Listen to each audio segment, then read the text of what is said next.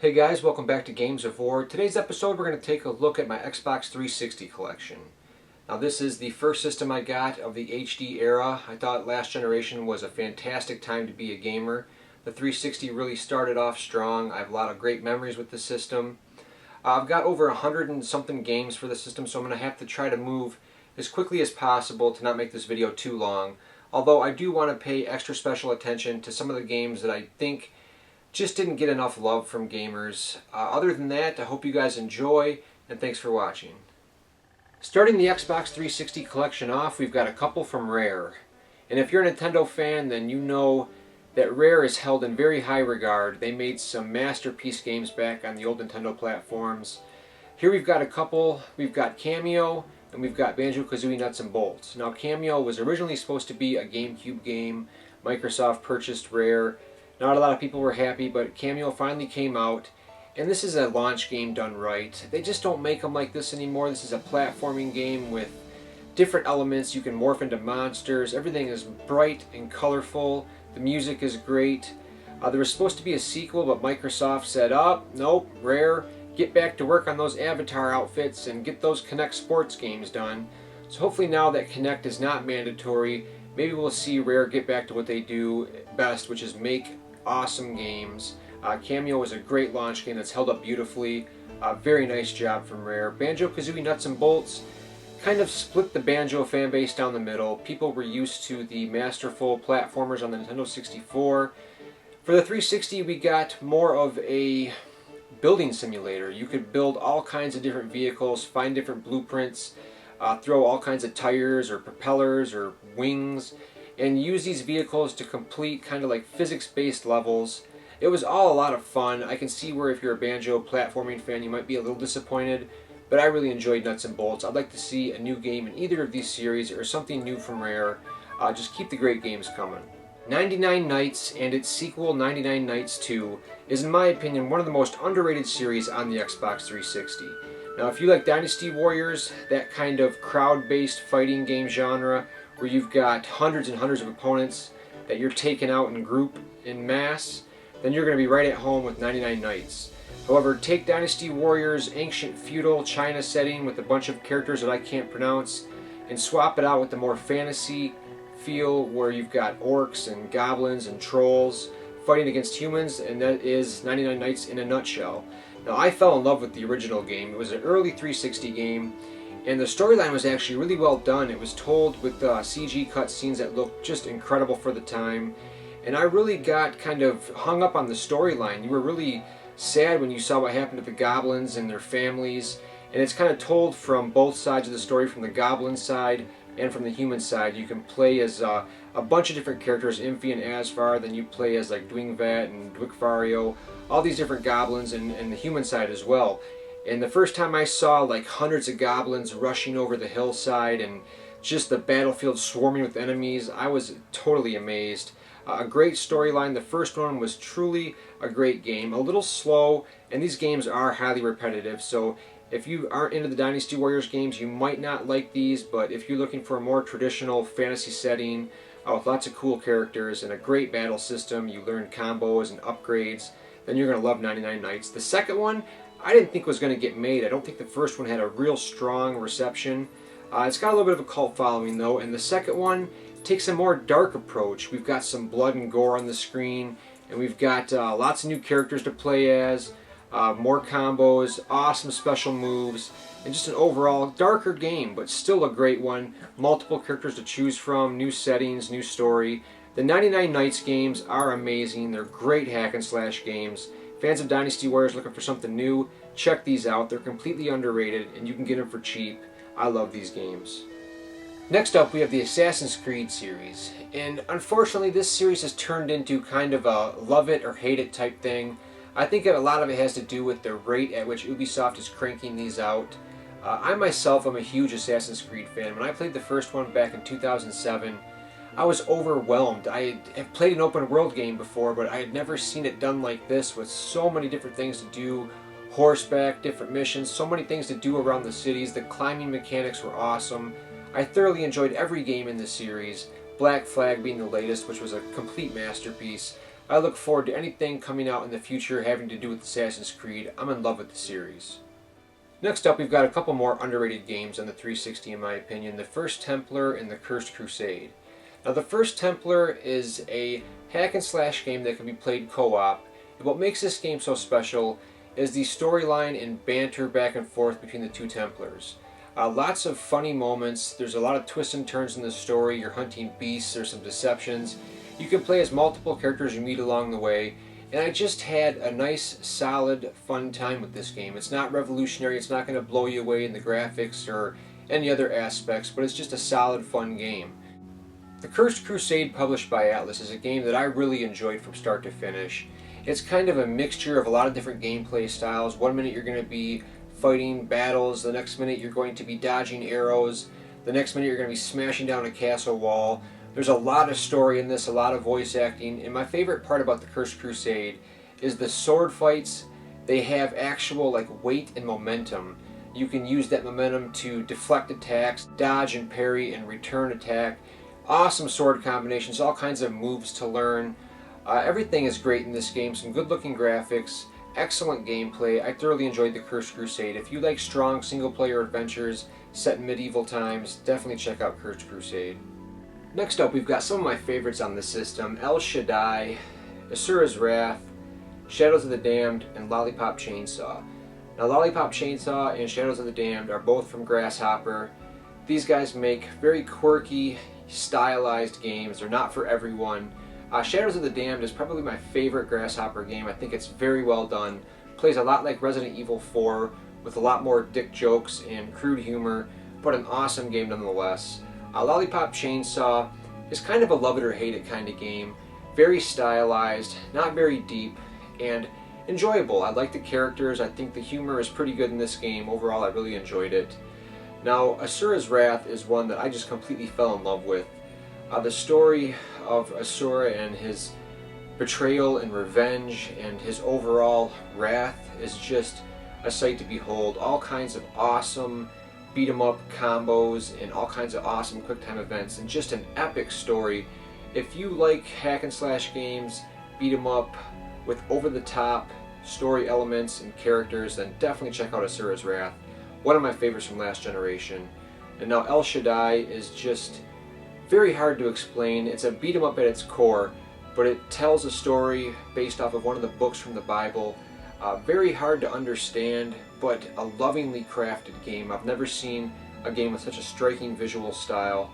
The beat 'em up controls are pretty well done. Enoch is a cool character. It's just the overall style that sets it apart from other games. A striking visual element that I haven't seen duplicated, nor do I think I ever will. These are all very solid games that can be had for great prices, some must-owns on the 360. Next up, we've got some great games from Capcom. And Capcom is one of those companies that's been around forever, and they get a lot of shit lately from a lot of gamers. Some of it I can see is justifiable, but as a whole, I still love the company very much. I think they put out great games. Even the games that not a lot of people like Dark Void, Bionic Commando for instance. Bionic Commando I have on the PS3, but I absolutely love Dark Void. I just did a video about company closing recently that developed the game. Great science fiction shooter with a jetpack and some pretty cool shooting elements. The Lost Planet series is a great series in my opinion. The first one came out really early on the Xbox 360's life. It was an exclusive at the time. A really cool setting, lots of snow, subarctic temperatures, a really cool storyline. Lost Planet 2 saw the series kind of shift to a cooperative, more generic game, but Lost Planet 3 brought the series back to a story-focused, great shooter. I really enjoyed Lost Planet 3. It's a game that didn't get enough love in my opinion. Resident Evil 6 is kind of out to jury still. I really enjoyed the Resident Evil series as a whole. The fifth one was pretty good, but I think the sixth one corrects some of the flaws of the fifth, but yet adding some new problems in as a result. Overall, I still think it's a good game, and it's definitely cheap these days, so it's definitely worth picking up for fans of Resident Evil. Overall, some great games from Capcom. I love this company and the games it makes. Next up, we've got a couple of underrated games in my opinion. We've got Project Sylphid and Darkstar 1 Broken Alliance. Now, Darkstar is a port of an old PC game, and it's kind of like a space light RPG shooter. Same with Project Sylphid. going back to the old shooter Sylphied games. These games are both very well done with excellent voice acting, cinematics, great shooting mechanics, and light RPG things going on, awesome characters. The reviews are kind of mediocre for these games, but I think they are very well worth the price of entry. You can get them both for very cheap. Calypso publishes Dark Star 1, so it's got a nice slipcover. If you can find these games, definitely pick them up. Next up, we've got the Fable series, and this is one of my favorite exclusive franchises that started off on the original Xbox. I've got all the collector's editions for all three games, the first one being like a Fable Anniversary, which is like an HD reimagining of the first game on the Xbox. Peter Monalou, who is head of Lionhead Studios, kind of made such high, lofty claims and aspirations for the first game that by the time it came out, it didn't quite live up to all the things that he said it would do, but it was still a very enjoyable game. Lots of funny humor, farting and burping and stuff, and getting married, and just a vast world to explore, beautiful music. The second one really improved on the first game. It was probably my favorite in the series. Just a lot of stuff to do, once again kind of hyped up over ambitiously with the dog and all that, but still a great game. The third one is kind of where it started slipping a little bit. You were basically a ruler of this land. You could make these decisions, and these decisions would have consequences. You could kind of live the good role or the bad role, which you could do in all three games, but more so in Fable 3. Great games, and I'd love to see a new entry in the series on the Xbox One. Excellent action RPGs for sure. Next up, we've got a great batch of role-playing games, and this is one of the major reasons that I liked the 360 so early on, was that Microsoft was really aggressively locking down some Japanese role-playing game love for the system. I believe they had an exclusive deal with Mistwalker to make some games for the system, which led to the creation of Blue Dragon and Lost Odyssey. Now, Blue Dragon was really hyped up around the time that it was coming out. It was done by, I think, a couple of the original guys that did the Final Fantasy games, and another big role-playing game, I can't remember off the top of my head, but did it deliver on those lofty expectations? Not quite, but it was a really solid original RPG, a really nice kind of childhood whimsical feel to it. The battle system was cool, with the rings and the dragons and using their attacks in battle. A really good storyline with some great graphics. Now, Lost Odyssey is on another level completely. I'm sure you've heard from role-playing game fans about how great Lost Odyssey is, and I can't argue, man. These dream sequences in this game and the way they're written and his memories that come back is just so masterfully done. I just enjoyed reading these flashbacks and Kaim, who is immortal, the things he went through during his life cycle, and just an amazing game, an RPG done right. Infinite Undiscovery was by, I believe, Tri-Ace, and this had a really cool battle system, kind of a strange name, but the battle system was just awesome. Great visuals and world. The story was pretty cool too, like the moon being chained down and freeing these moons and these lands. It was just a great RPG. I really enjoyed this one. Some of the gameplay was kind of hit or miss. I had a few things getting stuck here and there. But Magna Carta 2 is a really underrated RPG in my opinion. The first one was on PlayStation 2. This second one is just an amazing game. Great graphics, great storyline, pretty lengthy adventure. I really enjoyed it quite a bit. Tales of Vesperia is probably one of my favorite RPGs of all time. I fell in love with the characters, Yuri Lowell.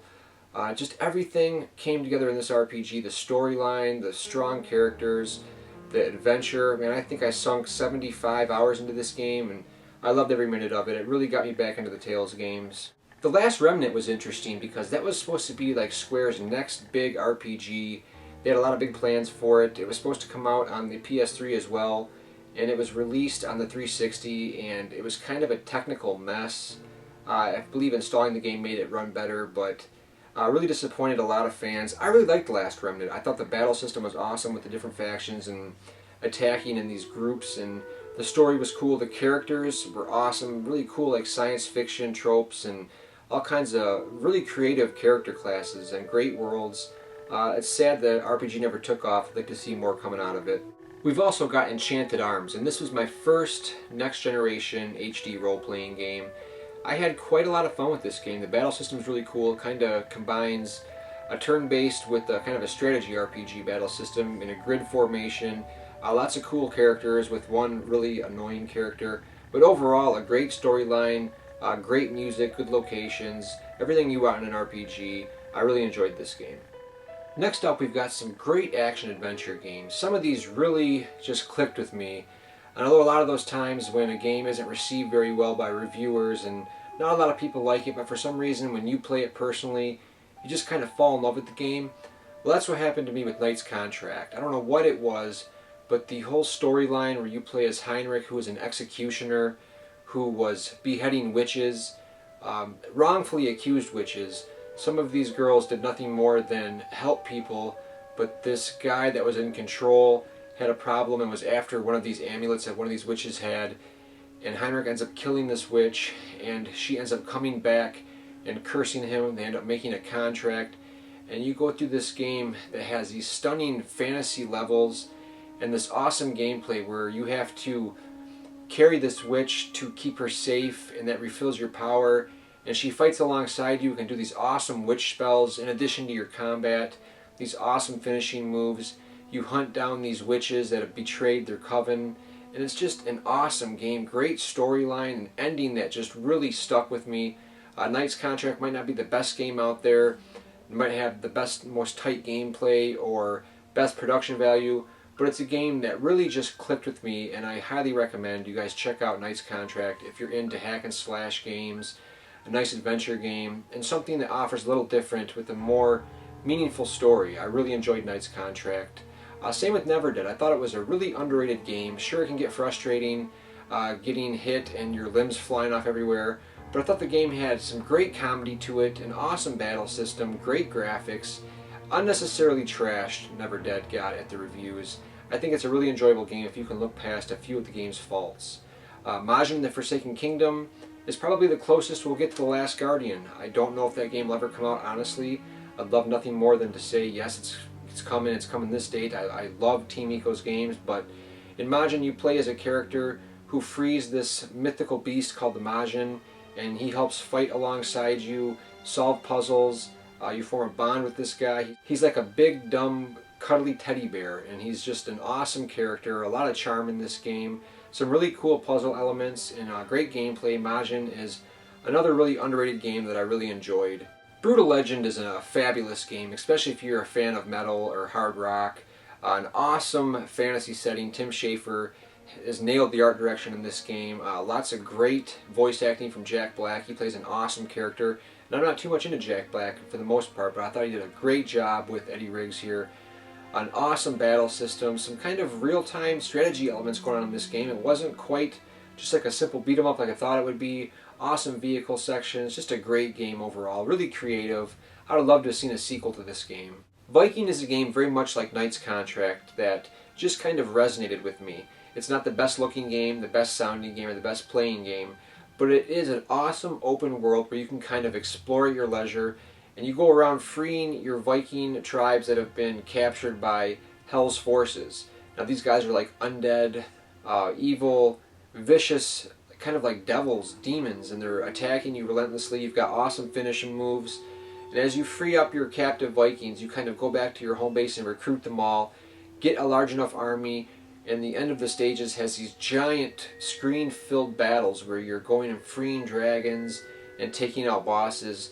It's just a lot of fun the way the game flows and works together. An awesome open world concept with some great beat 'em up controls and an overworld theme. A great game. Viking is one that's pretty cheap now, and definitely snag up a copy before they're all gone. Starting off the next batch of games, we've got Condemned Criminal Origins and Condemned 2 Bloodshot. Now Condemned Criminal Origins was one of the first games I got with my 360 along with Cameo, and I was extremely impressed by Condemned Criminal Origins. A very dark game, a very scary game, a really tense atmosphere, and some brutal first-person bludgeoning hand-to-hand combat with steel pipes, 2x4s. This game had the scare factor down, amazing visuals for the time, and it had a really cool like FBI forensic solving elements going on. A lot of fun, kind of repetitive towards the end, but a great game. I really loved it. The second one was not quite as good. It just didn't have that same magic for me. It was still a really good game, and I still really enjoyed it. I'd love to see a new entry in the Condemned series. The new Splatterhouse game had some mixed reactions from fans, but I loved the combat. It was definitely the most bloody, brutal hack and slash beat 'em up game I've ever played. The 2D sections were kind of frustrating, but really well done. You can unlock the original games. As an update to Splatterhouse, I think that it is an amazing game. One of my favorite beat-em-up combat systems out there. The Mask has always got something funny to say. A great beat-em-up for sure. Alan Wake was a really great horror game from Remedy, the guys that did Max Payne. I thought the storyline was very well done. I loved the episodic structure. Great production values, a very dark game once again, some scary moments, and a really enjoyable storyline that really kept me riveted to the end. Now, Too Human was a pretty colossal failure on a couple of levels. I think that the lawsuit might have just gotten settled or is still going on, I'm not sure, between Dennis Dyack, Silicon Knights, and Epic. I think they lost the lawsuit. All of copies of Too Human were supposed to be destroyed. There were some pretty high expectations for Too Human. The Legacy of Kain series is amazing, Eternal Darkness, so Silicon Knights made some great games, so the expectations were sky high with Too Human. I don't think it quite met those expectations. It was a good game, but it had some strange combat with the analog sticks, and the story was kind of hard to understand. The gameplay was pretty good from what I played. I really enjoyed it. It's kind of like a dungeon crawler loot game, and it's got that Valhalla theme. It's a pretty good game. I could have been better, yes, but I did enjoy Too Human for what it was. Next up, we've got Bayonetta. Now, for fans of Devil May Cry, and that certain kind of over-the-top, insane combat, very Japanese humor storylines, hard to understand what's going on. This is a game that's right up your alley. Bayonetta is a super sexy, awesome character. She's got an incredible moveset. There is a deep learning curve to her combat. Once mastered, you are the ultimate killing machine. Fans of Devil May Cry, over-the-top combat systems and very Japanese storytelling and settings, definitely check out Bayonetta. It is the most insane action stylized game I've ever played. Very much looking forward to the sequel. Now, Ninja Blade has an interesting story. From Software was developing two exclusive games, one for the PS3, one for the 360. The PS3 got Demon's Souls, and the 360 got Ninja Blade. Now, these games couldn't be more different from one another. Ninja Blade is a game that's kind of like Ninja Gaiden, very combat focused, awesome combat, great combos and moves. You can switch weapons for different combos, but mixed with that is a quick time event game. Now, this game has cutscenes that are all QTEs, and there's a ton of them. I've never seen a game with more QTEs, maybe Shenmue, but these are all high action, high octane, super fast. They're pretty forgiving. If you fail one, you can redo it, but they tie into the storyline. They're super over the top, all kinds of gigantic bosses, running up and down buildings, crazy QTEs. A really good action game, and I think it's really underrated. Ninja Blade's a great game. Next up, we've got Wet. Now, Ruby Malone was one of my favorite female characters. This is kind of like a Tarantino film in video game form. You got the Max Payne kind of slow down, bullet time stuff. You can slide, you can shoot, use your sword. Very violent, a really cool storyline, great music, and just an awesome way to kill enemies, use your sword and guns. Wet is a great game. Next up, we have Bullet Witch. Now, this is another underrated game. This game is really cool. It's got some awesome combat with the gun and different spells. The graphics are kind of mediocre, and Bullet Witch as a character never got kind of the same recognition or the same level as Bayonetta, but it's a really cool action game. It's dated in some aspects, but I definitely think it's well worth a look. It can be found for pretty cheap, so definitely check out Bullet Witch if you like your combat, shooting, and some good hack and slash combat action.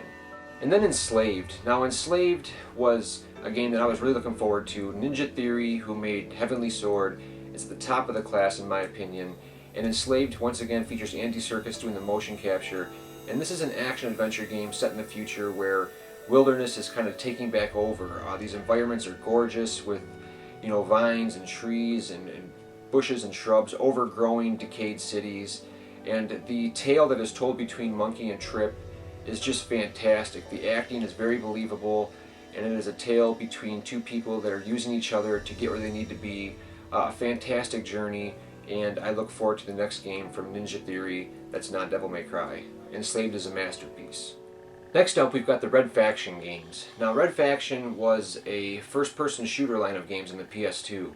Here, the next generation, Red Faction Guerrilla, totally changed that into a third-person open-world game set on Mars for Guerrilla. And what a game this was. I wasn't expecting much, kind of a blind buy. I bought it and totally enjoyed it. The destruction in this game is just insane. You can knock down buildings and structures like beam by beam, watch them collapse. The open world environment is awesome with tons of different vehicles to drive. I thoroughly enjoyed Mason's Story and Red Faction Guerrilla, a truly standout game. Now Armageddon wasn't quite as good. It kind of ditched the open world for a more linear, structured, mission-based game, still with the great destruction, and also with the ability to rebuild the stuff that you destroyed, which comes in handy for some of the game's puzzles and puzzle solving, rebuilding objects to progress. Still a pretty good game, just not as good as Guerrilla. Fracture is another one of those games that kind of got dumped on by a lot of reviewers and game players alike, and I really enjoyed the mechanics in this game. Sure, Jet Brody is kind of a douchebag character, but the gun, the entrencher that kind of reshapes the ground and can blow holes and build up mountains, was a really cool gameplay mechanic. I mean, there's tons of excellent production value throughout this game, great graphics, and overall a really enjoyable game with a generic story and a kind of non-likable character. But other than that, I found this game to be really enjoyable. Fracture was a great idea, implemented well, just with some questionable decisions. Now Devil May Cry 4 kind of divided a lot of players once again. Half the game you played through as Nero, which was a newcomer. A lot of people were disappointed that you only got to play Dante halfway through, and then those levels were kind of a repeat of what you already played. So kind of a disappointing game, but still contained the awesome combat the series is known for, and a lot of the cool combos, a cool new grappling arm mechanic. So a great looking game and a great playing game with some, once again, questionable decisions made. Next up, we've got Prototype 1 and 2. Now Prototype came out at the same time as Infamous, so it was kind of a rivalry between open world superhero type games. A lot of people picked Infamous as the winner. Myself, I kind of enjoyed Prototype a little more. It was a much more ruthless game, more brutal, lots of blood and tearing people apart and assuming identities, and just a lot of fun open world gameplay. The game wasn't nearly as polished as Infamous, but both the first one and the second one offer tons of open world superhero combat, running up walls. The guys that made Incredible Hulk Ultimate Destruction made this, so there's a lot of similarities in the way you sprint up buildings and make huge leaps and use your powers in awesome ways. A couple of really great games that got a little more flack than I think they deserved. Yaba Ninja Gaiden Z is another game that kind of got dumped on, and I can see why in some aspects. If you're a Ninja Gaiden fan looking for a Ninja Gaiden game, you're going to be really disappointed. But it's an awesome, like, comic book look, cel-shaded hack and slash, pretty mindless. The enemies are nothing like they are in Ninja Gaiden, and the combat is nowhere near as punishing. But it's still a pretty difficult game, and I enjoyed the comic book aesthetic and the awesome combos and different weapons you get. The story is kind of out there, but as an enjoyable side story, I think it's pretty good. Don't pay top dollar for it, but I enjoyed it. Next, we've got Hitman Absolution and the HD Trilogy. I'm not too much into the stealth genre. These are Zach's games. He really digs the Hitman games. I will say that Absolution is probably my favorite in the series. Great production value. The game looks amazing. The gameplay is open-ended, which means you can take any way you can think of to tackle the missions. The trilogy is kind of an HD reimagining of all the classic Hitman games. If you enjoy stealth and the premise of playing as a hitman, taking out enemies silently, sounds appealing, you're going to like these games a lot. Myself, Absolution is definitely a high point for me. The Hitman games are pretty good though. Next up, we've got the Mass Effect series, and I am a huge fan of the Mass Effect games. I think they're some of the best American science fiction RPGs that money can buy. The first game totally immersed me. I was blown away by the scope and detail of everything. The second one totally ticked it up a notch. It was an amazing game. More emphasis on shooting and kind of combat, but I still really enjoyed the story. I like how these games have branching paths, and the choices you make in the first carry over to the second. I have yet to play the third one. I've heard a lot of mixed things about it, but I've completed the first two, and I really need to get into the third.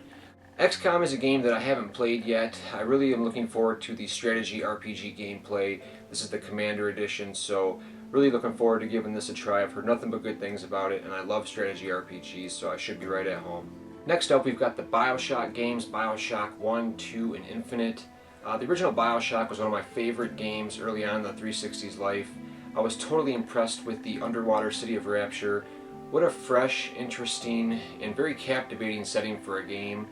The second one took that concept a little further, still taking place underwater in Rapture.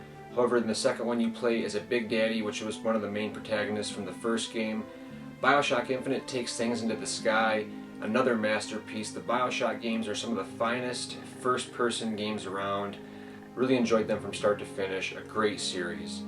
Now Rage is a first-person shooter by the original guy that created Doom, and this game is visually stunning.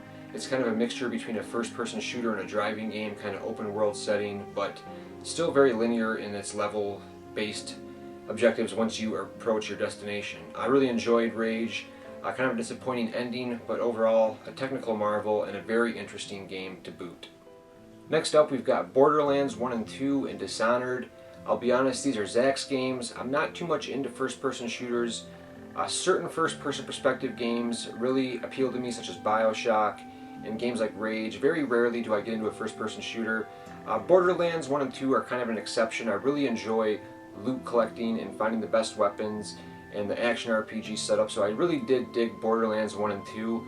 Dishonored is a game that I really didn't get into. I enjoyed watching Zach play it. I thought it was really well done.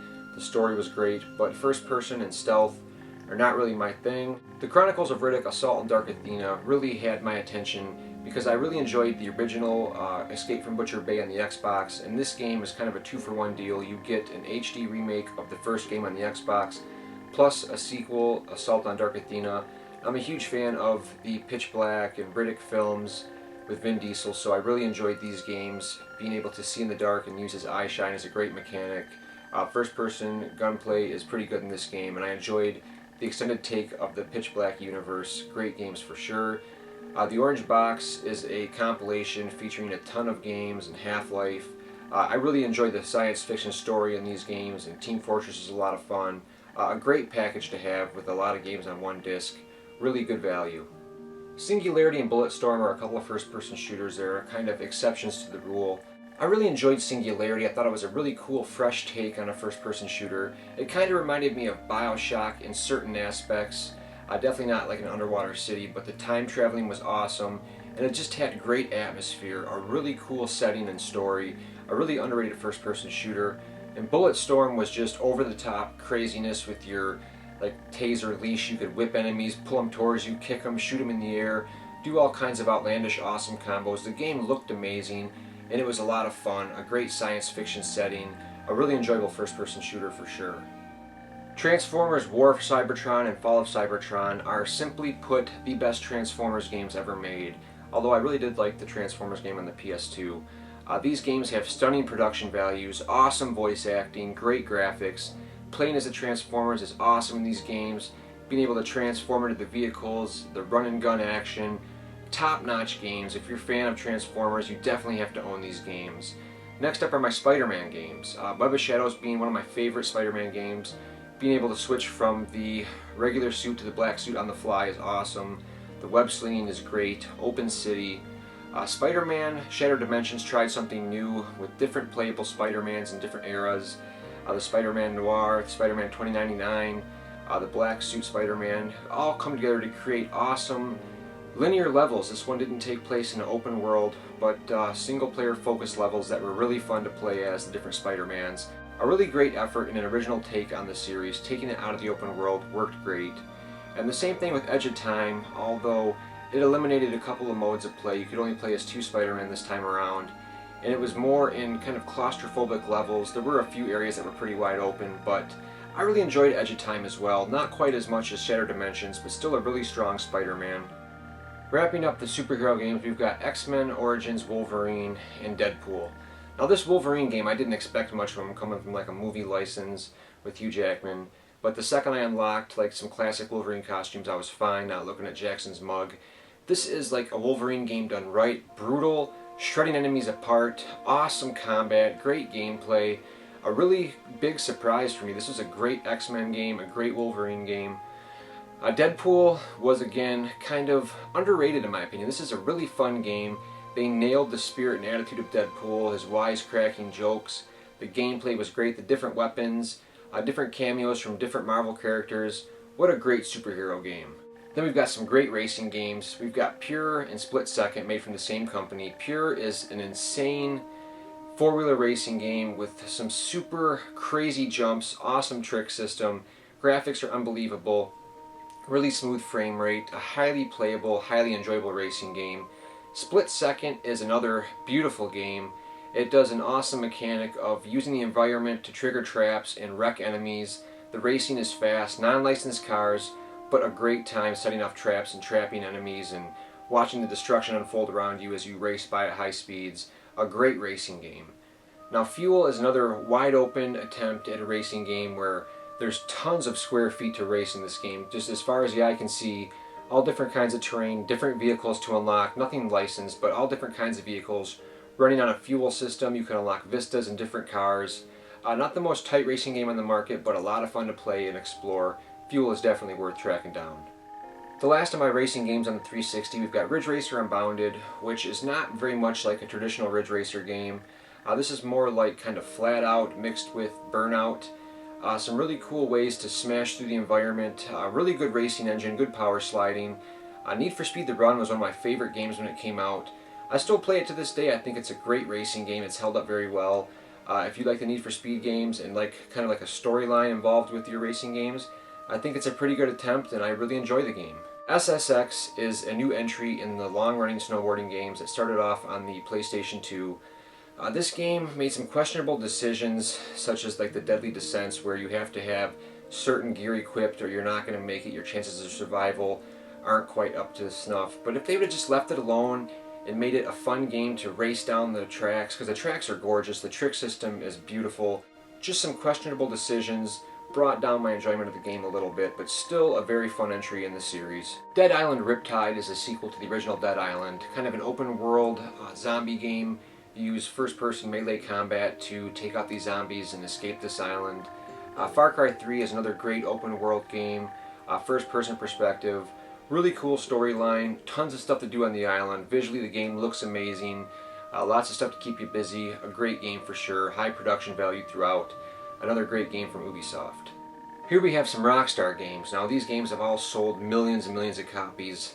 Not much more I can say that hasn't been said. Bully is a version of the PS2 original on the 360 with some better graphics. You play as Jimmy Hopkins at Bulworth Academy. Hijinks ensue. A really cool game. I like this style of game from Rockstar. A little bit lighter on the violence, but still a lot of fun. Everybody can relate to Bully. GTA 4 was a really good game. Some questionable designs in this again. Once again, I didn't enjoy the cell phone much. Roman, let's go play pool, while you're trying to do a mission. This is the complete edition with the Ballad of Gay Tony and Lost in the Damned. So the overall complete Grand Theft Auto 4 experience, Red Dead Redemption and Undead Nightmare, a great return to Rockstar's open-end Western game. Max Payne 3, which really impressed the hell out of me. I was a huge fan of the first two Max Payne games. This game has got the most brutal, accurate, and fun shooting mechanics I've ever seen in a game. In slow motion, watching these bullets like rip holes into people is just the most visceral thing I've seen. This is the best single shooting engine I've ever seen in a game. Highly detailed stuff. Max Payne 3 is great. Next up we've got the Saints Row series. This is 1 through 4. And originally the Saints Row series was exclusive to the Xbox 360 and it started off as kind of a Grand Theft Auto clone which featured an improved targeting system. I actually enjoyed the shooting in the original Saints Row more than GTA. It got it right. But from the first one it kind of carved its own identity with an over-the-top, just insane take on the open world genre. You do stuff in these games that you would never even think of in GTA.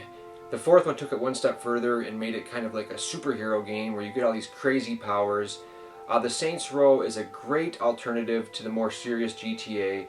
Some zany stuff in here for sure, a great series. Crackdown was an original Xbox 360 exclusive. Once again, kind of an agent superhero game. You upgrade your abilities as you play, you can jump buildings, you can run super speed.